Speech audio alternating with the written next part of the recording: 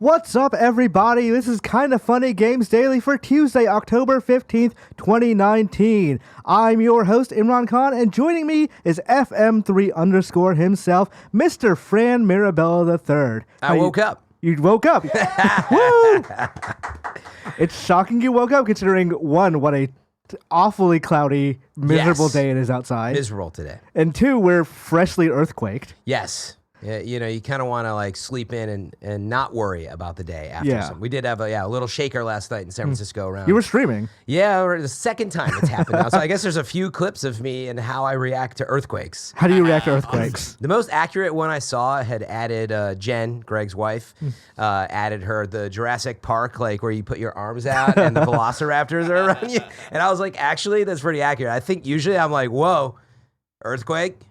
And yeah, I have my arms up. Mm-hmm. I don't know why. Yeah. I guess if something falls, that's what it is. You're going to catch it. I don't know. Yeah. Because I got that's not how it works, but sure. I got I got monitors up above me. Right. So anyway. That's what I do too, is the second I feel the earthquake, I reach and grab my TV. Because I'm sure maybe those manufactured built TV stands that look like cheap plastic will actually hold it up. Nah. My fear is because I have a glass TV stand as well. Yeah. That thing is just going to buckle. That thing's going to buckle. Yeah. For sure. And then my TV is going to go down, hit my my coffee table, and take all my consoles with it. Protect your PS4. That is your number one priority. Dive in front of it like the bodyguard. Anyway, yeah. Everybody was safe. Glad to have seen that nobody, got. Someone in the chat was like, "It's only a 4.5." Sheesh, but it's not that it wasn't just a 4.5. It was also super close. Yeah. That was over in the East Bay. To San Francisco, yeah. It's it's 45 minutes away from here. And yeah. They're all different, by the way. If you've never experienced earthquakes,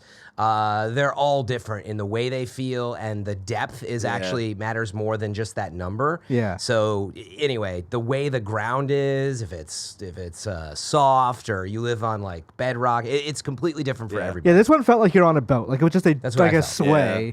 I was like, well, I know this is an earthquake. Just a question of how bad this is going to be and how long it's going to last. This last one last night, I haven't felt one that long, at least that I can remember, since probably 2010. Yeah. It was crazy. 4 or 5 seconds into it, I'm like, this is lasting a really long time. Yeah. What point do I start to get worried? Exactly. That's the thing. You always just want it to stop, and it feels like it goes on for much longer than it did. Yeah. Anyway. We're all safe. We're all here fine. With some game news today, right? Yeah, this is Kinda Funny Games Daily, each and every weekday at 10 a.m. live right here on twitch.tv/kindafunnygames, where we run you through all the nerdy video game news that's fit to listen to.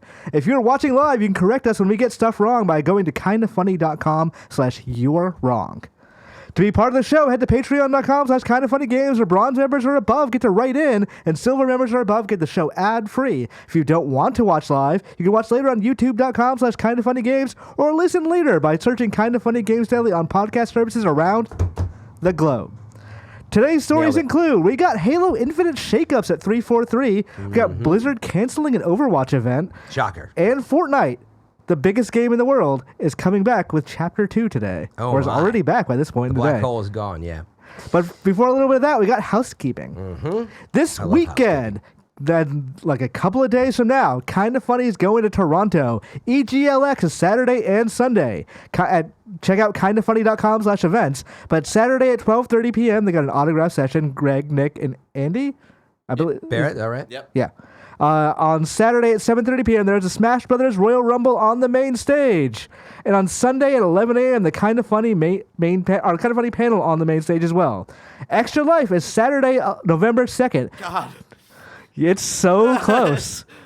We never get a break, but I'm so excited to raise money for the big, beautiful kids. If you don't know what Extra Life is, we raise money for charity by staying awake on stream for 24 hours and I guess doing entertaining things. I can't promise how entertaining it's going to be. We're going to try our best, but it's entertaining and fun every single crazy. year. Yeah. Imran. Never doubt.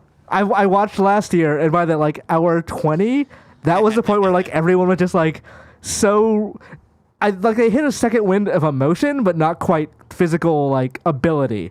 So it's definitely fun to watch. Yeah, I don't think I made it on last year's Barrett. You. No, Well, I I was still doing remember- some stuff for IGN. I was freelancing, but that was around when I Yeah, left. I feel like you were around because wasn't it last year where you were like live, like IRL streaming or something like that?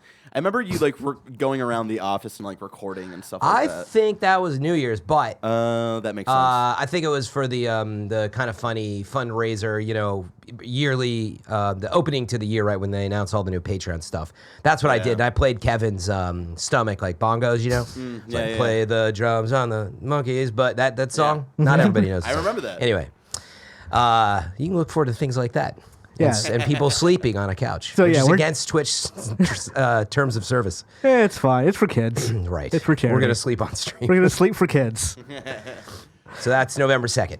Today we're brought to you by our Patreon producers Blackjack and Mohammed. We're also brought to you by Brooklyn and Manscaped and Escape the Invasion, but I'll tell you about that later. For now, let's begin with what is and forever will be the Roper Report. It's time for some news. We got 4 stories today.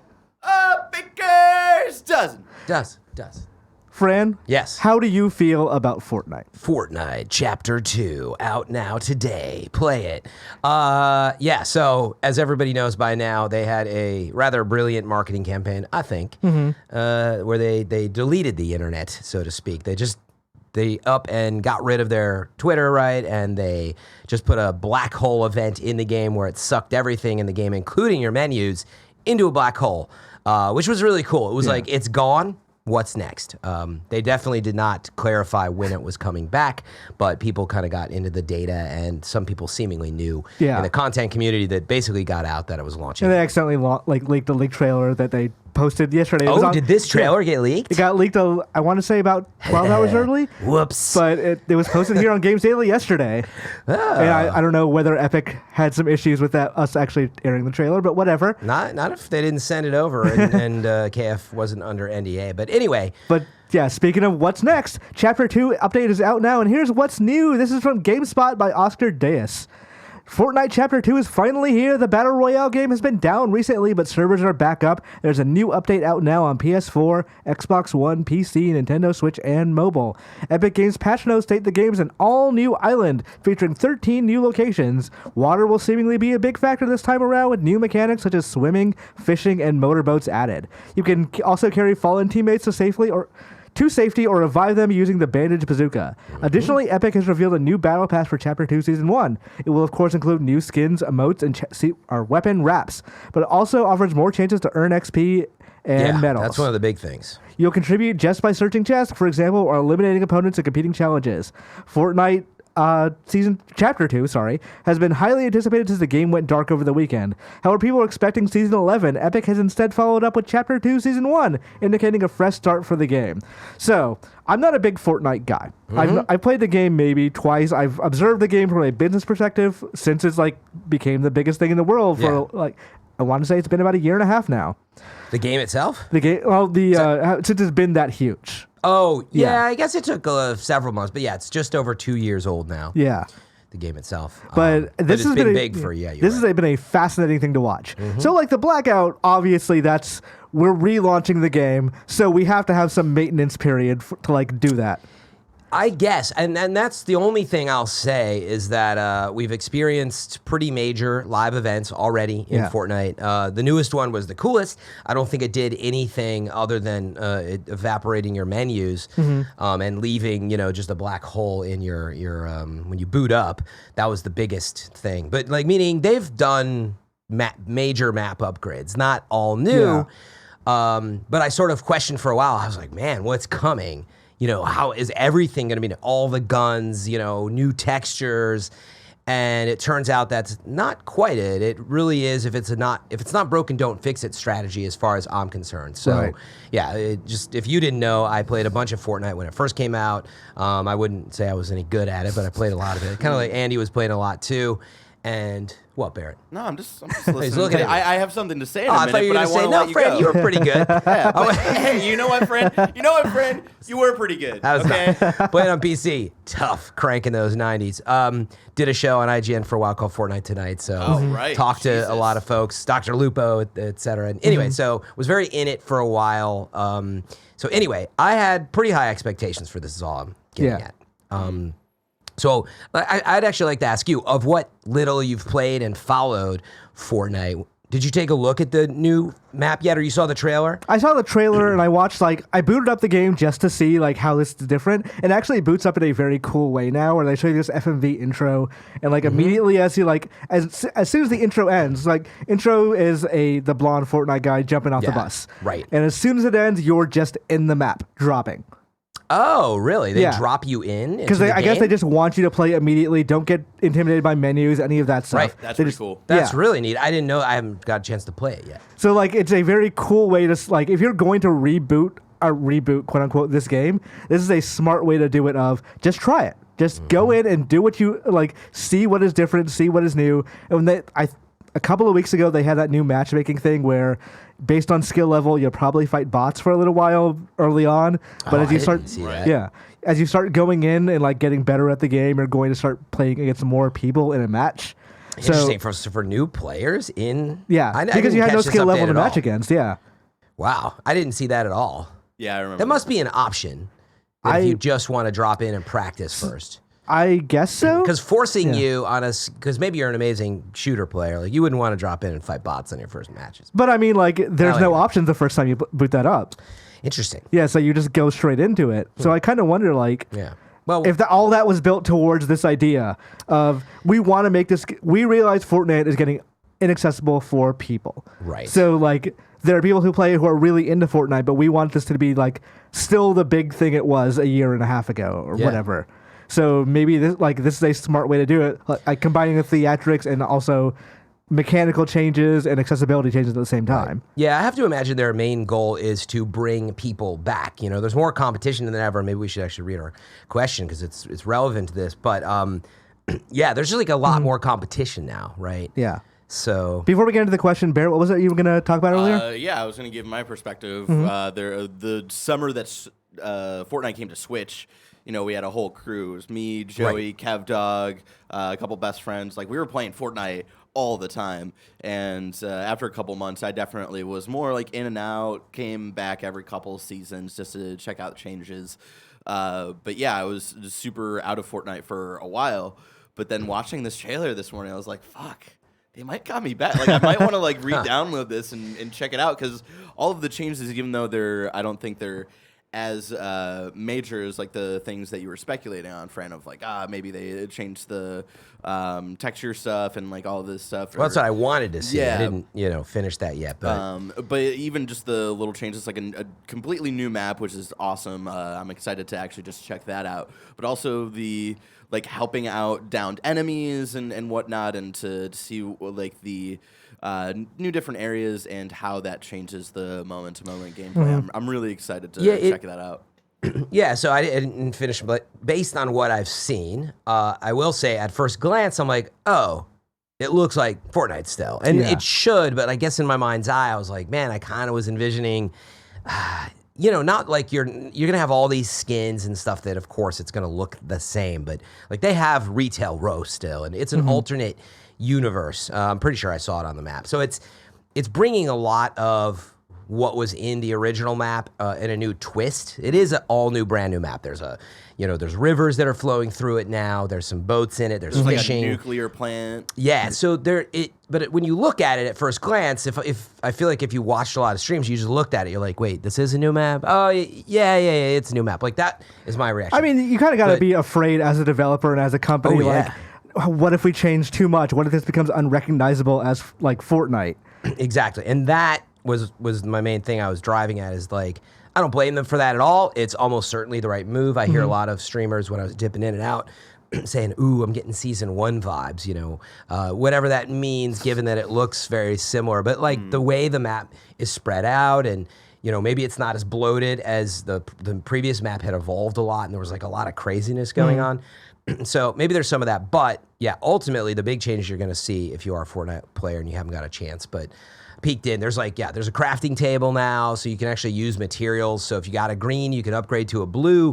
If you want to give up, steel, wood, brick, and so that's honestly a huge help when you're trying to balance out. Like I'm getting crap drops from these chests, and you're a good player, but you're like I got crap guns. Well, now you can do something about or it. maybe you prioritize combat over building and whatnot. Right, exactly. And so there's a kind of new balance of what to use all of the stuff that you pick up for. Yeah, that's really cool. So, yeah, that sounds super cool, actually. Yeah, and so they've likely tuned up a lot of like the guns as well. And so to your note, I also noticed that there weren't like a ton of new patch notes yet. They literally just say drop in, like you're saying, and now I get it. They really want people to be surprised and discover what's going on with it before they just be like, here's your list of all your changes and go over to this area and here's your crafting table. Like literally, some of this is on the page. They say, the bandage bazooka, like you're saying, and you can fish. But I think there's a lot of surprise to just drop in a game like this and let the community discover everything that's there. I mean, they're probably already fully discovered. Like they're saying basically don't worry about the minutia. Just go in, discover it for yourself, find out what you find is fun in Fortnite. And then that will be how you play the game. Because like Barrett was saying, if you don't want to play, like I don't like building in that game. That was one of the reasons I stopped playing it, is that building is how you get good in that game. Build, yes. I would like to just take a gun and go shoot things. Right. So if emphasizing combat is a viable, I don't want to say build because that makes it a bit more complicated, but like a viable path in that game, I'm more interested. But we want to go a little back here. And John, who is stale savior on all platforms, says, "What's up, Fran and Imran? Fortnite dropped the new season with no patch notes and no explanation of what's new. They've added a completely new map, new weapons, vehicles, and there's even fishing. Fortnite recently seems to have been declining in concurrent viewers on Twitch. But do you guys think this new season will bring Fortnite back to the top position it held around seasons 4 through 7? Well, it certainly wasn't declining in viewers when they dropped the Black Hole event with 4.5 million on Twitch alone, I think. Was it 4? I never saw it crack that. I think the total that sounds in total. The Across total all number platforms. I saw was 7 million across Really? Twitch, YouTube, I never saw and that within peak. Fortnite. I never saw that peak then. I don't know if it was only on Twitch, but I saw the number of 4.5 million on one thing. It might have been within Fortnite itself. But it's an insanely high number. But where we were going with this before and where I thought it played into the question is, they said, can it go back to where it was seasons 4 to 7? Well, there was no Apex then. World of Warcraft Classic wasn't out. Also, we've been playing this game now for years. And so people are spread out. You've also got, Ninja over on Mixer now, which spreads the viewership out. Is he still playing Fortnite, or what's he doing these days? He's still all over Fortnite. That's his bread and butter. But anyway, so I feel like it's impossible to go back to we're not going to go back to season 4 to 7 where there's no competition. Apex is there. WoW is there. Destiny even is there. I'm out there playing Destiny. Borderlands is out there now. Not a huge, directory viewership, but you got to remember that people are playing these games despite what you see on Twitch directories. Right. So anyway, I don't think that's a bad thing. I wouldn't expect it to go back to that. But I think this is going to bring in a lot of interest for the first few weeks. Absolutely. I think more importantly, it's like, are people going to hop in and play it? And I do. I think a brand new map, like Barrett, you were saying, like there's enough in there. You're like, yeah, I might check that out because all you have to know is someone who has either dabbled in Fortnite or maybe you played season 4 and never came back. You're like, wait, it's a totally new map, and like, they have this crafting table, and like, it's totally changed. Like, you actually missed all this other stuff they've done that I think was worth coming back to check out. But when it's all brand new, fresh coat of paint, that tends to bring in folks. Yeah, it's the expansion concept that MMOs do all the time. They don't necessarily assume you're going to constantly keep playing every day, all day, like some people do. That's fine. That's a viable way to play that game. But they want you to come in with every new expansion, pay money for that, and do whatever. Fortnite benefits in that it's a free-to-play game. Yeah. So you can always just go like, okay, well, I haven't played it in a while. Let me just check in what's up with this. There's no harm in like downloading from the eShop or downloading it from the Epic Game Store or whatever. Exactly. And like compare this to, say, if you're interested in Call of Duty and you're interested in Modern Warfare, it's like, I loved Modern Warfare 10 years ago. I'd totally like to play this game again. You have to spend $60 to go do that. Exactly. Here you're like, whatever.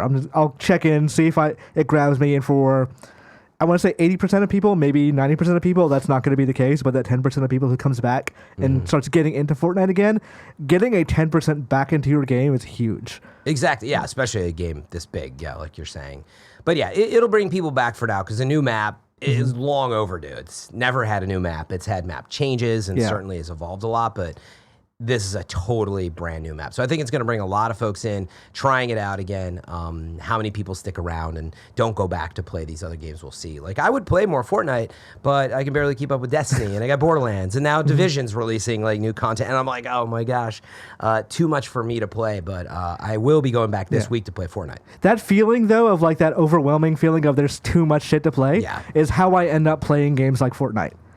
Just being like, I don't know what I want to play. There's so much. My backlog is so huge. There's so many games coming out. I'm just going to play this simple one-round game of Fortnite, and then that turns into 2 rounds and 5 rounds. Yeah. 90 minutes. I'm a 2 broken hours. person where there's so many games where for the first time in a couple of weeks, I'm actually playing new games and not old Zelda games. Yeah, I was like, Barry, you need catch up on the new I'm stuff. taking a break, and so when I looked at like all of these games that are already out that I need to play and games coming out in the next couple of weeks, I was like, fuck, I'm so overwhelmed. And then I just played Donkey Kong 64 all the time. So. That's how I end up too. Comfort food. I keep thinking like, oh, well, there's just nothing to play here this winter. It's like a very weak winter. But then I look at the actual games list and like, oh shit, there's all these games I want to spend money on. Like I want to spend money on play day one. Yeah. And just like, there's not a huge like, oh my god, this is the biggest console exclusive of the year. This is the year Uncharted 5 comes out or whatever. It's just like, oh, these are really huge. Like these are big games to me personally. What are you excited about actually in the next coming months? Look at the list. Through the end of the year. I was Outer Worlds I completely forgot about. Just because I've been super Fallout New Vegas. Yeah, Obsidian. It looks like a very good game. Played it at Judges Week, and I was like so impressed. It was my game of the whatever. Oh, you've already played it. That's right. Yeah, I played the demo. Yeah, and Death Stranding, obviously, big one that I'm excited about. Luigi's Mansion, I completely forgot about. That's coming up in a couple of weeks. I wanted to say Jesus. it. I'm excited about that one. Then there's Pokemon. There's a bunch of stuff like Pokemon. I can take or leave. I'm excited it's happening, but when I played it at E3, I was like, it's Pokemon. Like I know what I'm getting. I was a big Snorlax on that one. I 100% know what I'm getting from that. Yeah. Like there's no. I'm not going to play that and be like, this isn't what I expected. Like I know exactly what that is. You know exactly what you're going to get from it. But is there anything else out there? Like, I don't know. I used to run a game thing that like posted the yearly schedule. Greg is at the Jedi Fallen Order right now. So Fallen Order, absolutely. That's really big on the list. That game looks amazing. However, EA's marketing department should all be fired. Oh, no. Really? Wow. Because like that's a strong viewpoint. I never remember that game is coming out this year. I don't never remember that game exists. And they fucked up that like initial thing. I think we'll see more of a ramp up in the next because we're still a month away. Like it's a ways out. It's rare. Like I just started seeing Outer Worlds advertisements like last week, and that game comes out next Friday. But that is an indie game that partnered with 2K. That's a different thing from a major Star Wars game coming from EA. Yeah, it is apple and oranges, but we're still a month out. I think they want to do more of a ramp up when you get closer to it. Right? Yeah, I would just say like the initial showing they had in that game at E3, and Greg Miller hosted that. Yeah. So you guys know what I'm talking about, where they aired a very boring demo. And I had seen the game before that because it was a Game Informer cover story that month. And the demo they showed us was way more interesting. Yeah. And that was the demo they ended up releasing a couple of months later. I think it was like a month later. And I remember like them sending it to us a day earlier. And I was like, why didn't they just show this at E3? This is much more fascinating and like exciting to watch. Yeah, I think there's a lot to be said about how the trailer should have been shown. Like I had a commentary on the reveal trailer, right? Not showing actual gameplay. It was only full motion, cutscene video. And so, but I think, Barrett's right is that, and we saw that happen with Rage 2 as well. It was like, what is going on with this game? And Rage is nowhere compared to a Star Wars marketing campaign. Right. But everybody was like, what's going on? Are they worried about Rage? And it was like, turned out, no. They sort of launched everything that week. I think you'll see Remember, it is Q4 holidays, Best Buy deals, etc. You're going to see so much Fallen Order, your eyes are going to be bleeding starting in the beginning of November is my guess. So give it a few more weeks and you're going to see like, there's a new Star Wars game. Like all these people that do not keep up with the news like we do, I don't think you're going to be able to get away from it, especially with TV advertising. And especially with the new movie coming out. Theater advertising too, I bet. Yeah. Speaking of EA and games I forgot were coming out, there's a Need for Speed game in like 3 weeks. Like, What? Totally. Oh my God. Heat. Yeah. There's too many games. Right? I just totally, like, they showed that game once, right? They haven't shown And anything it beyond looks that. really cool. Yeah. Are you mad about their marketing campaign? They're not doing great in marketing. Got him. He got. I got. Anyway. There's so- also WW2K20 coming out next week, but from what I've seen of the GIFs of that game, have you been seeing that on Twitter? GIFs? Like GIFs and like pictures of people, like I've seen like cutscenes and stuff. yeah, It graphically it looks looks bad. real bad. I like look it up because it's interesting. I've been retweeting a couple of it. Ring Fit Adventure is next week. Oh wait, no, it's this week. It's this Friday. I forgot because I'm picking that up. I don't know. I'm also excited about Borderlands. Bloody Harvest event coming up. Oh, Jesus. I We'll still be need to talking After about on party a is- Borderlands show. I want to at least to beat be the announced. campaign of Borderlands. That's all I want to do. And I Finish it haven't- up. I've been enjoying the not that game long. more after finishing the campaign. Like the post game stuff is actually really good. Like there's a bunch of horde mode things that are like There's a lot tough. to do. That's cool. Yeah. All right. Anyway, so Fortnite Chapter 2 is out. We'll check it out if we have time this week in the sea of everything else that's going on. Speaking of Chapter 2's, Volition, the creators of Saints Row, have found the long-lost Saints Row 2 source code, and they pledge to fix the notoriously wonky PC port. This is from Eurogamer by Matt Wales, and you can tell that because it uses the word wonky in the headline. I like the word wonky. I It's use it a lot. I don't think it's directly a Britishism, but it's a word that's more used more often in Yeah? the UK than here. Let's call Gary Whitta and ask him that. I'll ask him tomorrow during Kind of Funny Yeah, Games ask him Daily. tomorrow. That's like top of the show. Just like introduce him and be like, hey, Gary Whitta, how often do you use wonky? Developer Volition has pledged to fix a notoriously broken PC version of Saints Row 2 after a decade after its original release, having found the game's long lost source code. Speaking during a special announcement live stream, which also marked Saints Row 2's 11th birthday. Wow, That's was a actually vocal warm-up. Yeah. Volition general manager Mike Koulis explained to the studio when faced with having to create 3 versions of the game for its original 2008 release, opted to outsource the PC port. And as both Volition and countless users on the game's Steam page will attest, the results were less than stellar. For a long time, the only way to enjoy Saints Row 2 on PC in anything like a satisfactory manner has been to rely on community-created mods. Volition's Mike Watson, himself a modder and now senior community manager at the company, has led the charge to improve the game internally for years, but plans were scuppered. Wow. I've lived in England, I don't know that word. Scuppered. When the studio was able to find the original PC source code. Now, however, after much searching, that code has been found.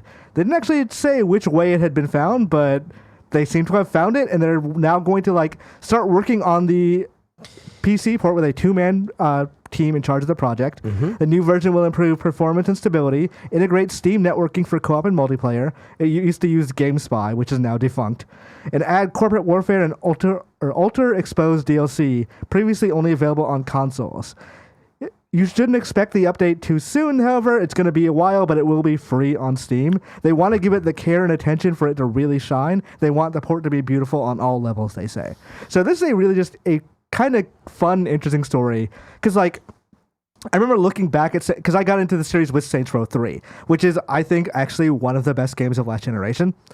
So once I got into it, I'm like, okay, I want to check out the rest of the series. So I wanted to see how Saints Row 2 was on PC. I bought it on Steam. Barely ran, completely janky.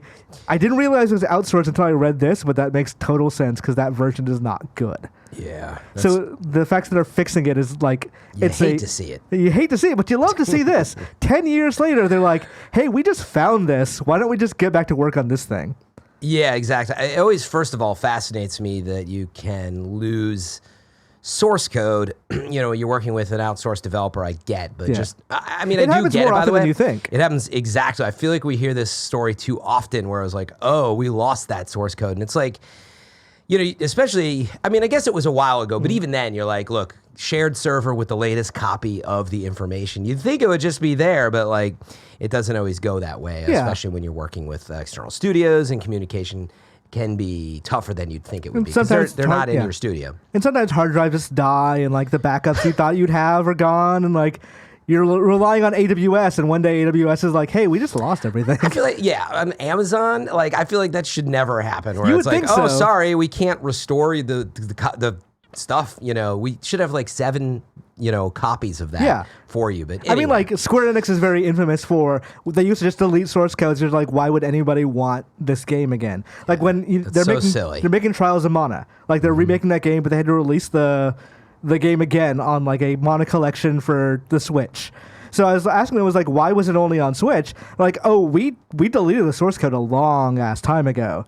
But so we had to go to Nintendo, who keeps an archive of every game published on their systems, and we had to ask them, could they give us a source code, which meant that game could only be on Nintendo consoles. Oh, they had a copy though. Yeah. Good job, Nintendo. So like, Nintendo can keep this because Nintendo's this massive bureaucracy that should have all this stuff. I could see a small Chicago developer going like, I don't know. Why should we keep like this outsourced PC port of a game we're never going to sell again?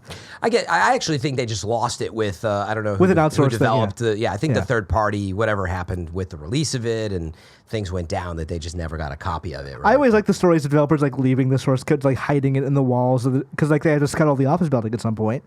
So like we might as well hide this here because the company is going to take it if they find it. Right. So like those are cool stories because I love the idea. Put stuff like physical copies of this stuff. Yeah, like discs and or whatever. Oh, right, yeah.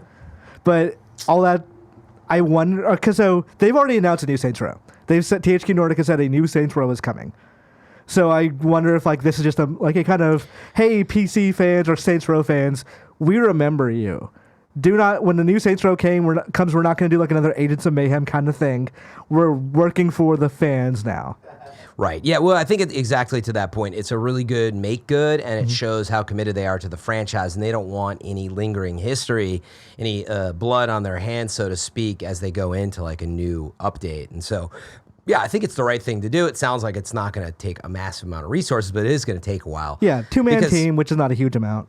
You can understand, like, there can't be tons of people playing, that game. Maybe now. that game sales spike after this. Who knows? But it is, I think, an important make good, and especially when you have a franchise like, you don't any version out there. Like, I don't think you want, that version that's like a major stinker, and it's like, ugh. Like if you could fix it, and that is, one of the benefits of PC, you can go back and touch those things up a little more easily. Or let me throw this one at you. What if they're planning a Saints Row collection for consoles? Ooh, and this makes sense to like fix it up for that.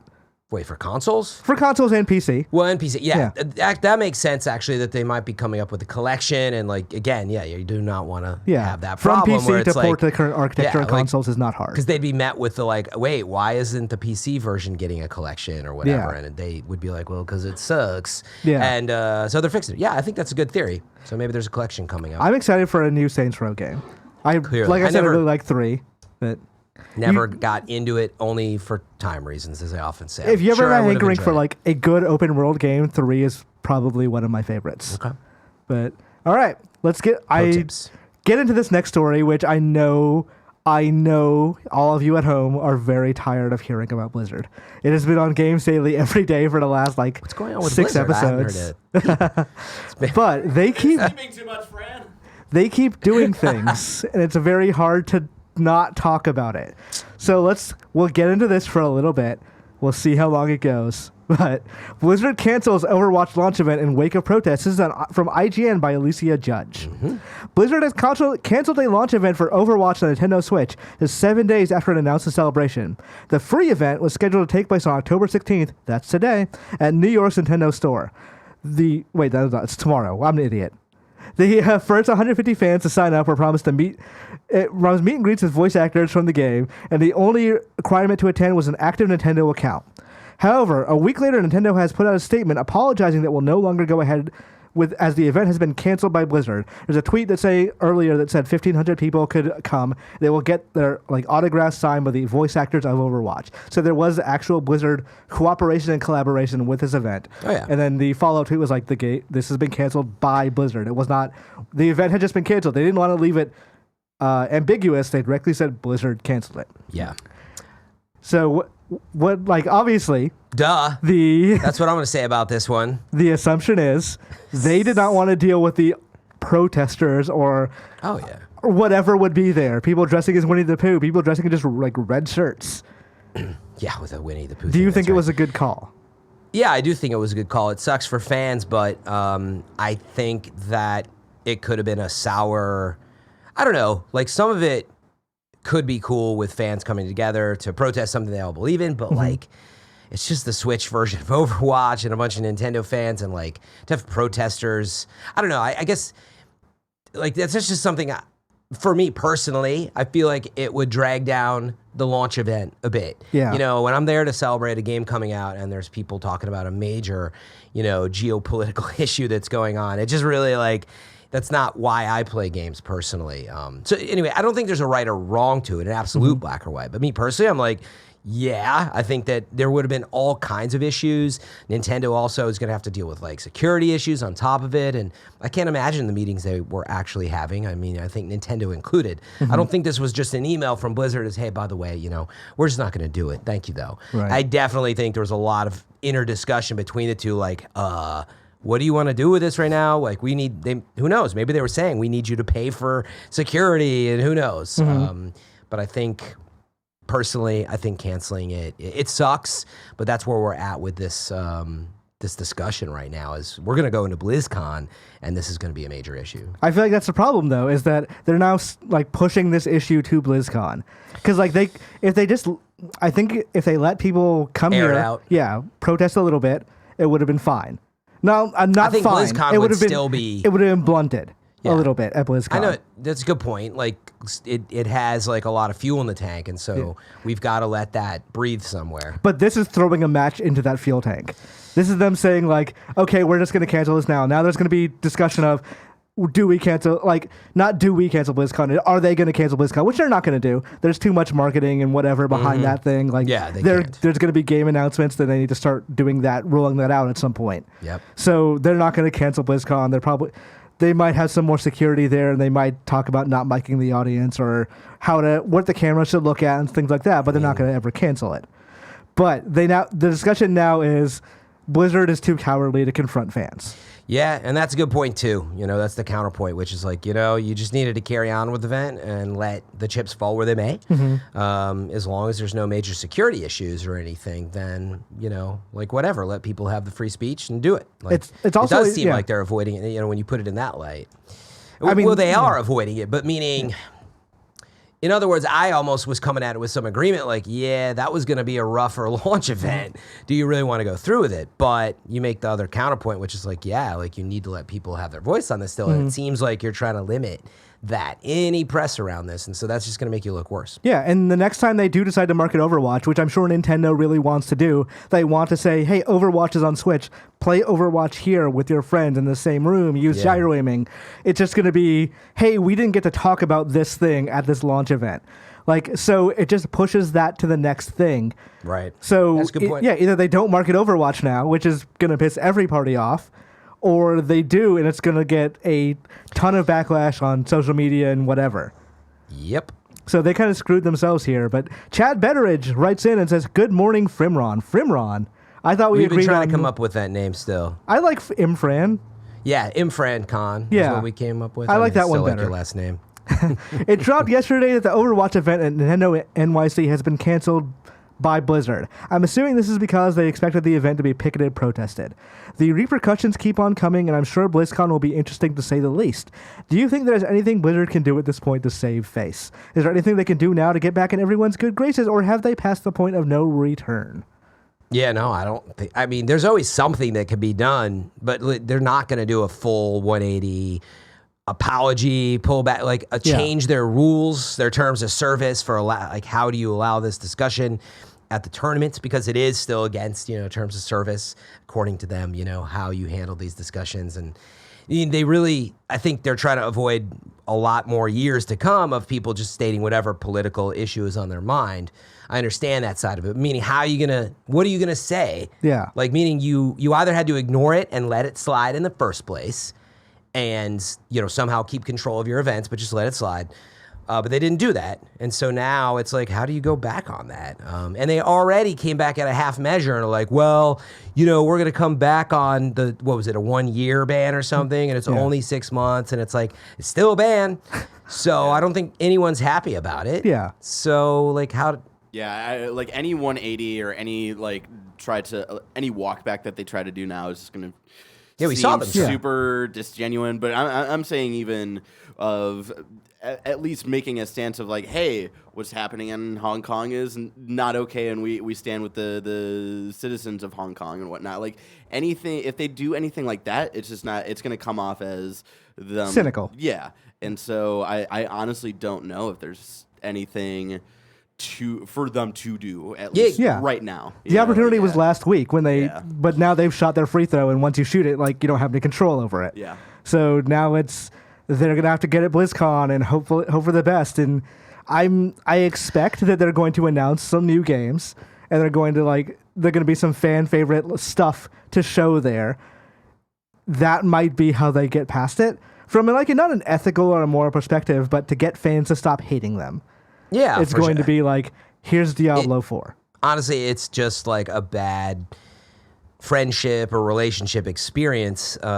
It's just not going to go away at this point. It's going to take time, but in time, if they announce, the next Diablo and it looks awesome and it's not just a mobile game debate like we had. That was last year, right?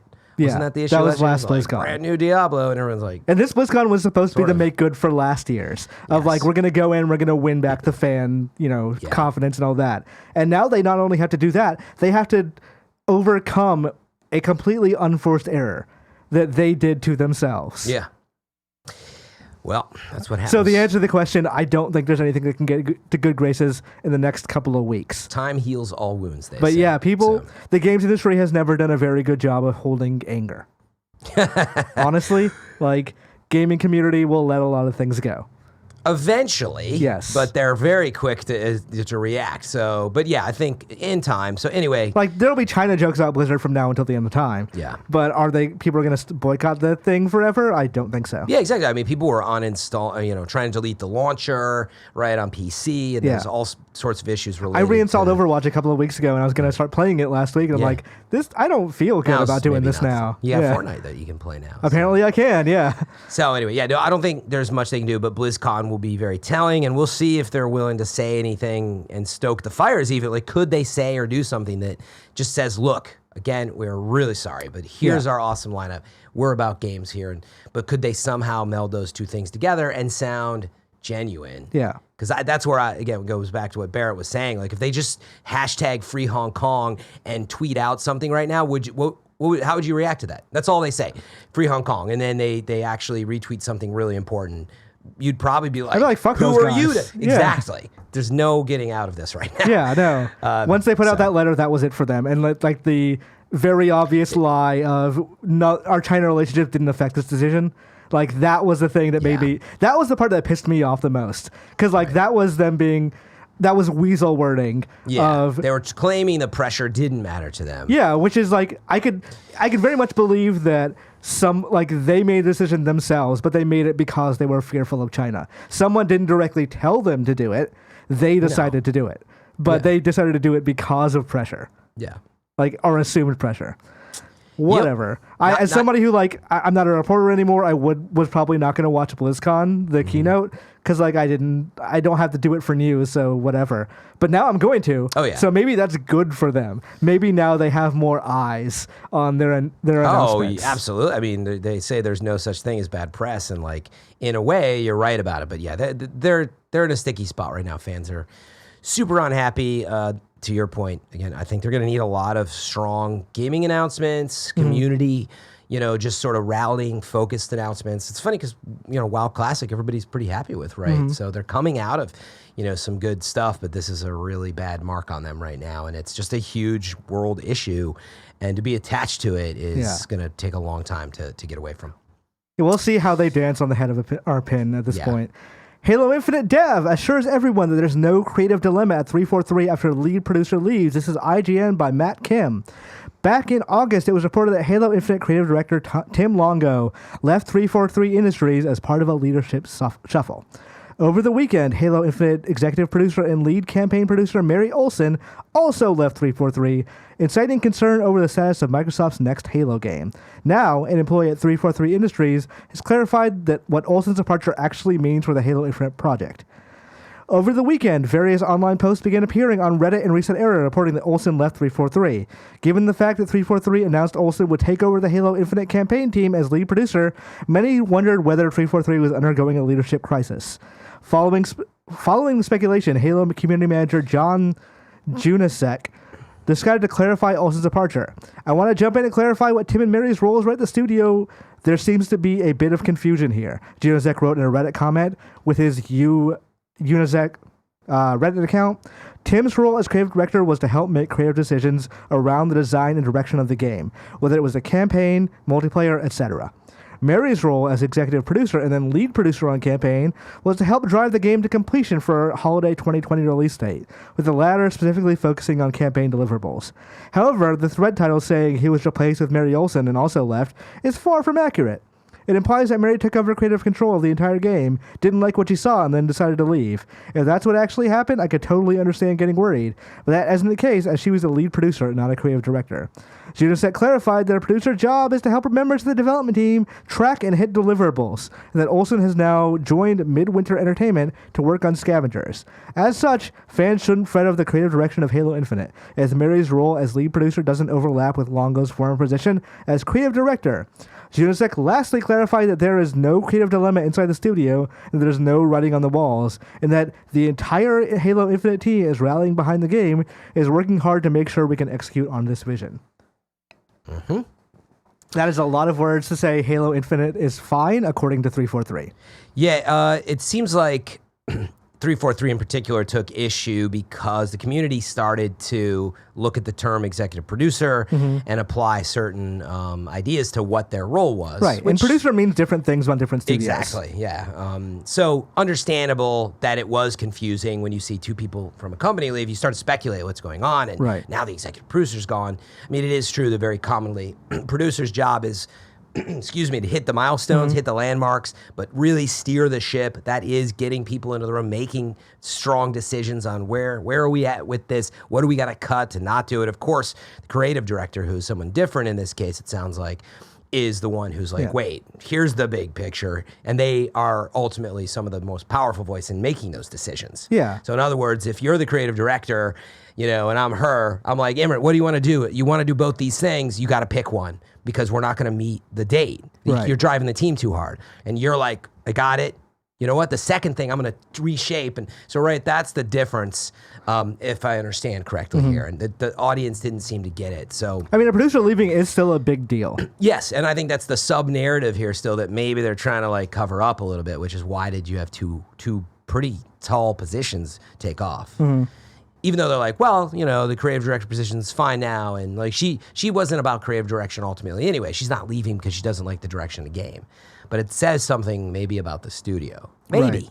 I mean, we don't know. She might have just had and, friends in this new studio she's at. And it's like, I've been wanting to work there forever. Rumors and misinterpretations tend to come up when people are already feeling anxious about something.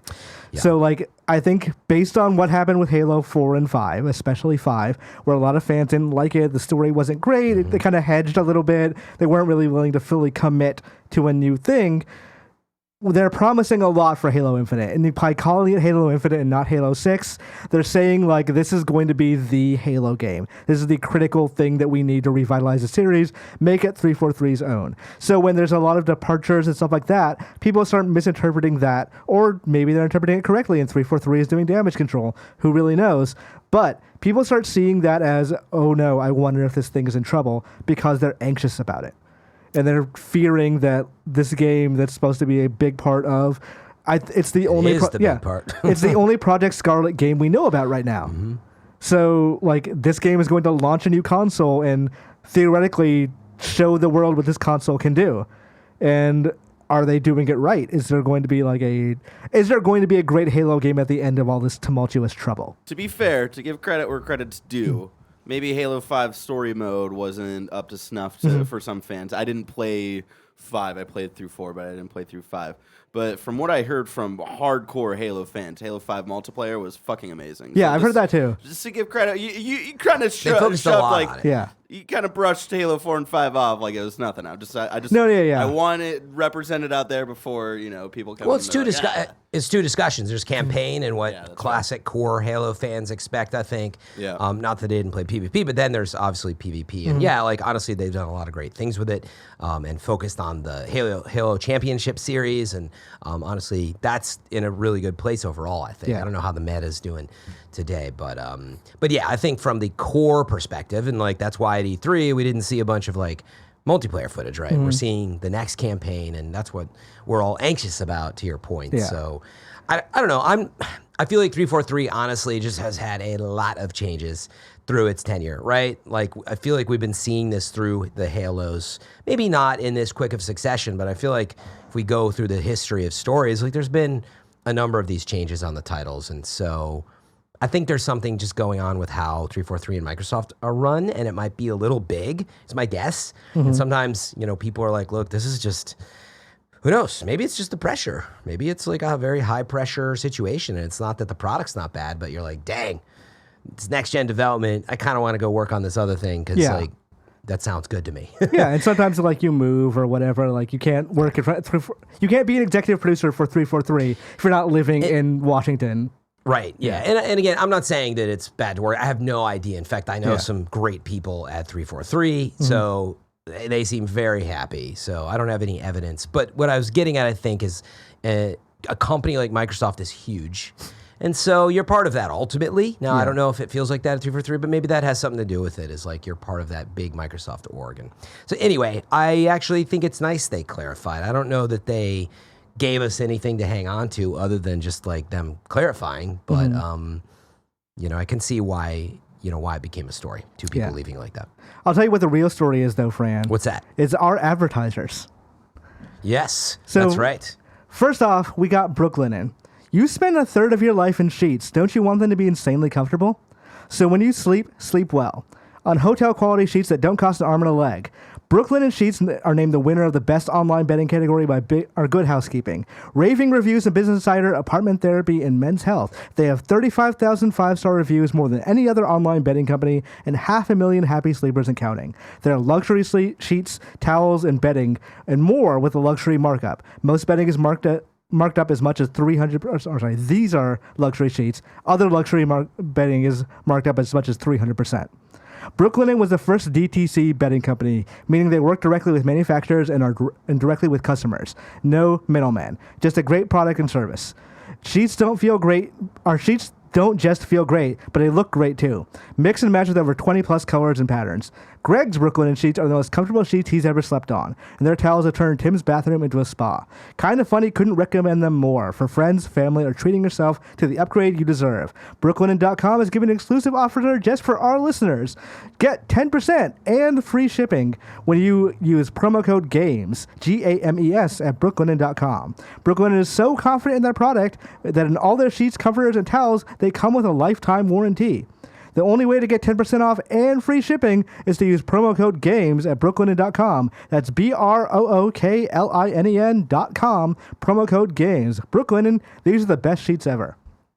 Now, you want to feel good in those sheets, so let's talk about Manscaped. Support for Kinda Funny Games Daily comes from Manscaped, who is #1 in men's below-the-belt grooming. Manscaped offers precision-engineered tools for your family jewels. Halloween is right around the corner, and you don't want to spook someone with your scary bush.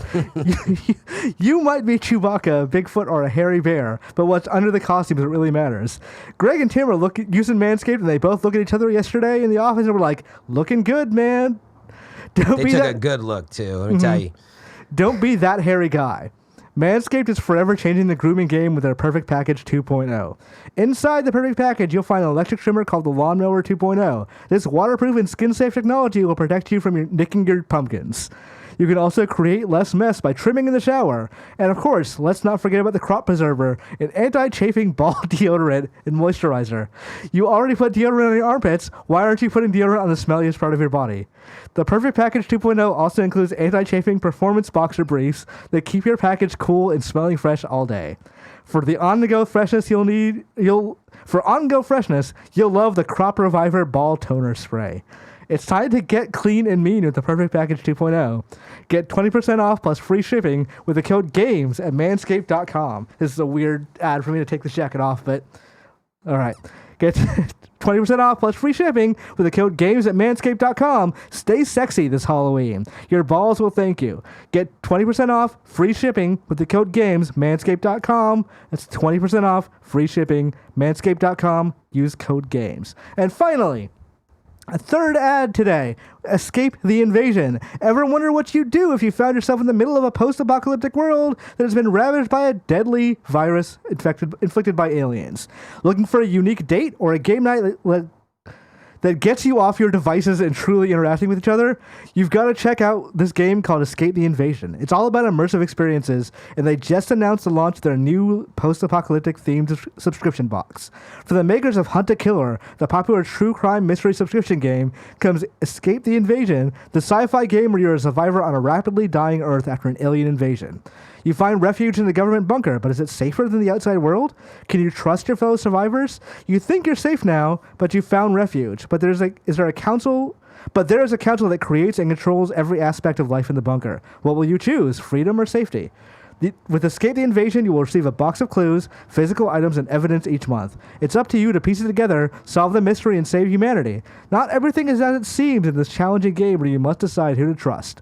Your decision will determine the fate of the story, the bunker, and maybe even humanity itself. It's been called an escape room delivered to your door where Fallout meets Alien. Escape the Invasion is a great way to get off your phone and connect with friends. Or if you prefer a solo adventure, you can interact with your online community, swap theories, and help things out. High-quality, handcrafted clues get you lost in this post-apocalyptic world and make you feel like humanity is truly in your hand. Right now, just for our listeners, you can go to escapetheinvasion.com/kfgames for 20% off your first box. That's escapetheinvasion.com/kfgames for 20% off your first box. escapetheinvasion.com/kfgames. Can you survive the alien apocalypse? Fran, the alien apocalypse might be so far away. How far away is it? If I wanted to know what is coming to the mom and grop shops today, where would I look? Oh, and of course, you would look at the official list of upcoming software across each and every platform as listed by the Kind of Funny Games Daily Show host each and every weekday. Yeah. He's better at it than I am. Out today. I threw this in there. Division 2 title update is today. Yes, Is it that a actually big is update? today. Yeah, the Division 2 title update 6. Real fast. Yeah, it comes with a new intro and main mission for the Pentagon. You got a main mission 2, which is the DARPA Research Lab. You got 2 classified assignments, and there's a new specialization. So those specializations are these things that you grind out and new subclasses, basically, or classes, really, that you choose. So pretty excited about it. There's a bunch of other major improvements, build changes, some changes to conflict. So quite a bit of stuff going on with this update. That's why Greg's not here today. Episode He made 2. up this thing about Star Wars. He's actually just doing That's this. right. Pentagon, the last castle. So big update. Check it out. The Fisherman Fishing Planet is out today for PS4 and Xbox One. Children of Morta, also PS4 and Xbox One. Earth Defense Force Iron Rain is out today on PC. Zombieland Double Tap Road Trip is out today on PS4, Xbox One, Switch, and PC. Planescape Torment / Icewind Dale Enhanced Editions is out today on PS4, Xbox One, and Switch. Out Buddies out today on PC. Overwatch out today on Switch. Outer Wilds is out today on PS4. I've heard such amazing things about that game. I should probably just go and play it. I've played some of it. It's cool. Yeah. The Baldur's Gate Enhanced Edition pack is out today on PS4, Xbox One, and Switch. Love Baldur's Gate. Grandia HD Remaster is out today on PC. The Witcher 3 is out today on Switch. The Switcher. Disco Elysium is out today on PC. The Eyes of Aura is out today on Switch. The Ninja Saviors Return of the Warriors is out today on Switch. Override Mech City Brawl Supercharged Mega Edition is out today on Switch. Billy Bomber is out today on Switch. Morels The Hunt is out today on Switch. Supessu 2 is out today on PC. Wait, no. Morels the Hunt, PC. Oh, I'm sorry. Yeah, That's it's a okay. Switch. We said Switch so many times in a row. Yeah, I guess my mind just auto-completed on Switch. Maybe it'll be out for Switch one day, but for today it's out on PC. Super 2 is out today on PC. Galexium is out today on PC and Mac. Rebel Inc. Escalation is out today on PC. Smile to Fly is out today on PC. Active Neurons, the puzzle game, is out today on PC and Mac. Crypto Fall Investor Simulator is out today on PC and Mac. And Soul is out today on PC and Mac. New dates. Square Enix will release Shadow of the Tomb Raider Definitive Edition for PS4, Xbox One, PC on November 5th and Stadia in November, the company announced. Includes the base game, all 7 post-launch downloadable content, and a new outfit. Users who already own the game and Season Pass can download the Definitive Edition's additional outfit free of charge from their respective platform store. That's pretty cool. That is cool. That's nice that like English announced that. Yeah. What did you think of that game, Barrett? Did you play it? I did not get into the new Shadow or the new Tomb Raider games. I played the first one. I think what was that called? Is this Tomb Just Raider? Tomb Raider. Yeah, Tomb I Raider played like the reboot. first half of it, and I kind of liked it. But then when the new one came out, I heard it was great. And then yeah, it was just like time and place all wrong for me. What about you, Fran? Yeah, I really like the reboot, and time reasons, I didn't really get to play the second one, right? Which is this? No, this is the third. This is the third now. one, Yeah. So yeah, I'm that far behind. Yeah, I think the other one was just called Tomb Raider 2 or no? It was Rise of the called Tomb Raider. Rise of the Tomb Raider, that was it. Yeah. Anyway, really like what they did with the series. So yeah, I'd be all over it. It's just a time thing. I love the reboot like quite a bit. I really like Rise of the Tomb Raider. I didn't like Shadow all that much. It felt Yeah, like Shadow it was, seemed really split between Yeah. a lot of people. Is it a little more actiony or something? Or it's like more confused, honestly, about what kind of game it wanted to be. Like Rise is already kind of an open world of stuff, but it felt better paced. Our Shadow felt like it didn't really know what it wanted to do with its story. Like at the beginning, it's Lara Croft being like, "What am I doing? I feel like I'm a monster who's taking all these artifacts," but doesn't go anywhere with that. It's just creating all these like big problems, and like there's points where you like confront the villain in villages and you don't do anything with it. Like it's not a big conflict or big climactic scene. It's like, oh, it's that guy. Yeah. It's very weird from a writing perspective. For the story side, yeah. Yeah. Well, I like what they did with the gameplay. What struck me when they rebooted it, I'm a big Metroid fan, and so it had these Metroid elements where you'd see like a giant ice wall, and you're like, I know I can get up there, and you're Yeah. like, huh. And then you later come to find out, whatever, you get your ice pick, and you can do it, and you upgrade that. And so I love gameplay like that. Plus the tombs, I've always loved the puzzle solving in tombs, and I saw that they kind of, with the sequels, they took that, a little farther. But anyway. Yeah, they I'm refer to not- this as the final chapter, which kind of bums me out because I'd like more, but I like them to be better too. I'm sure we'll still get more. But they did announce that as a Stadia launch title, and Yeah. now we know exactly what that means. Google has announced that the Google Stadia Founders Edition will be available beginning on November 19th, 2019. Google Stadia's Founders Edition and Premier, or the Founders and Premier editions are mostly identical, but the Founders Edition comes packaged with an exclusive night blue controller as opposed to the Premier's clearly white. And the that's a dumb name, clearly white. Then the Founders Edition features a buddy pass and the ability to claim exclusive Stadia usernames. Clearly, Like clearly white is what people think when they see people like me and Tim. Like that's that's odd. You're right, but you don't like it because I think I know why. It's just like oh, this is clearly white. Oh, I thought you were gonna. I thought you're the marketing guy. I thought that, you were gonna be like, it's not clear, and that's confusing. That's also the problem. That is, Like, see, yes, okay. I would like if you call it clearly white, it should be a translucent controller. Do you know what they call the black one? What? Just black. They couldn't Somebody just was call it like, black. it's 5 o'clock. Let's just put whatever fucking names on here that we need Yeah, to. I mean, I think it's got a certain tone to it. Clearly white, just black, like whatever. I like they got Honestly, a wasabi. I never care. The wasabi, The wasabi name one's is- cool. The wasabi controller color is cool. I think the name wasabi for it is really dumb. But honestly, I don't think about color names ever. Like Really, I love that about like the industry, like all the different colors, and I don't know. I love that. Like the N64 always had like jungle green, right? For Yeah. the N64 Donkey Kong I can think edition, about right, Barrett? GameCube. Yeah. I think about GameCube controller names because Spice Orange is a fucking amazing name. And that is my favorite GameCube is spicy, so you do like it. So what was the purple? It was like Midnight Purple, or no? It wasn't that. It Just was the straight up standard purple? yeah. They had it a was, name for Atomic Purple. it. Atomic Purple. Okay. Oh my God, you're Yes. right. I should know this. I wrote that in many press releases. But I'll tell you the story of this. If I could pause for 1 sec, I know Sure. getting late. Morel's The Hunt on PC. Now, when you read this, if you're not, say, maybe, I don't know, if you're from the Midwest like me and you're a fan of Morel's, or maybe you just love eating mushrooms for dinner. I'm sorry, By what? the way. You So- want to give a little bit more backstory to this because I have no idea. What So you're talking morels are a very delicious fungi. about. Is that right? There's a fungus. Anyway, they're super delicious mushrooms. They do grow in the Midwest and some other places. Actually, I think the season is more like April and May or whatever. So I love them. They're just like amazing, and you can get Fran, them what dried the in. fuck are you talking about right now? The reason I'm bringing this up, I can't believe somebody made a game that is about hunting morels. Because when you read it, you're like, this must be an intense, like, I don't know, FPS, right? I assumed morels was just a name. I didn't think it was about hunting Exactly. mushrooms. So if I asked you, what is Morels the Hunt? You'd be like, I don't know, some PC first-person shooter. No, Morels the Hunt is an immersive gaming experience about mushroom hunting and photography while being surrounded in a beautiful, interactive nature and wildlife setting spanning across the U.S. I just would have never guessed that somebody would make a game about it. So anyway, I thought it was amusing. And also at Abrams Studios, they must cook up some mean morels. And I would like to Is visit that you. Abrams? Is that? Oh, okay. That's the developer. So I don't know. When you said Abrams Studios, my head went to that video game studio J.J. Abrams made. But that's called Bad Robot. That's not. That's what he's that's a totally been different working thing. on. He's just been working on a game about mushrooms. I assume Star Wars took some time, but he I announced that a digress. while ago. I don't know if that actually ever came to anything. Hit me up on Twitter if you also love morels. Or live on Twitch where I'll be streaming morel cooking. Anyway. Just eating morels. Oh, man, I'd do it. They're so good. I'm getting hungry thinking about it. Deals of the day. Best Buy and Target have a 25% off sale on select games right now. On the That's a Best Buy lot. side, which includes pre-orders and $10 reward certificates. There's going to be a ton of sales coming up. We're Yeah. getting into the holiday season. They always tend to time those like buy two get one free sales like right before all the big games come out.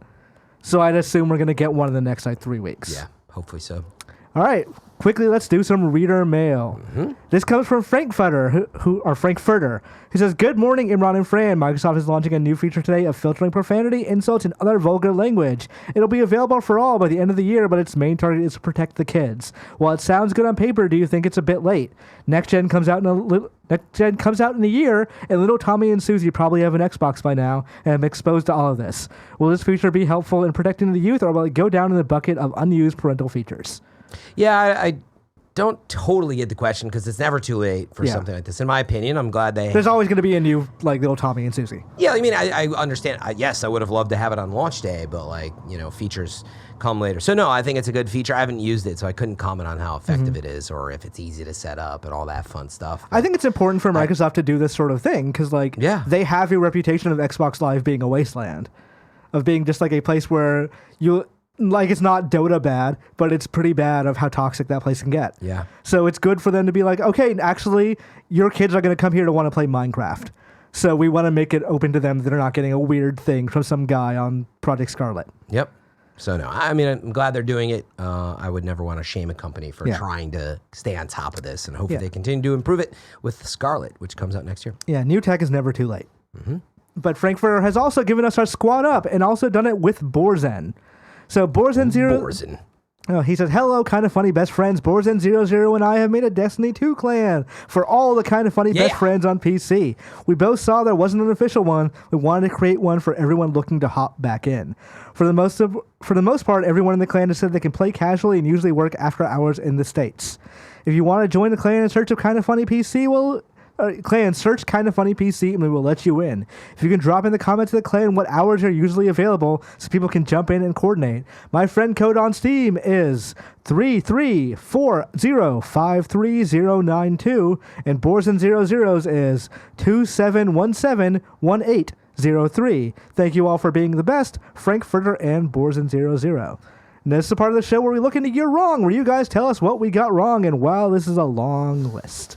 Yeah, we always got to take our time to see what we're actually wrong about here. I'll start at the bottom. You start at the top. How about that? See if we can pop anything out. K-Bab says, "I knew the guy working on the IGN wiki for Fortnite, and Chapter 2 is so different that he's effectively had to nuke the old wiki and That's start not over." a you're wrong. That's not a you're wrong. But it's funny. I know. But you're abusing you're wrong. Exactly. Send an actual your wrongs. Yeah, there's just a lot of like additional commentary here.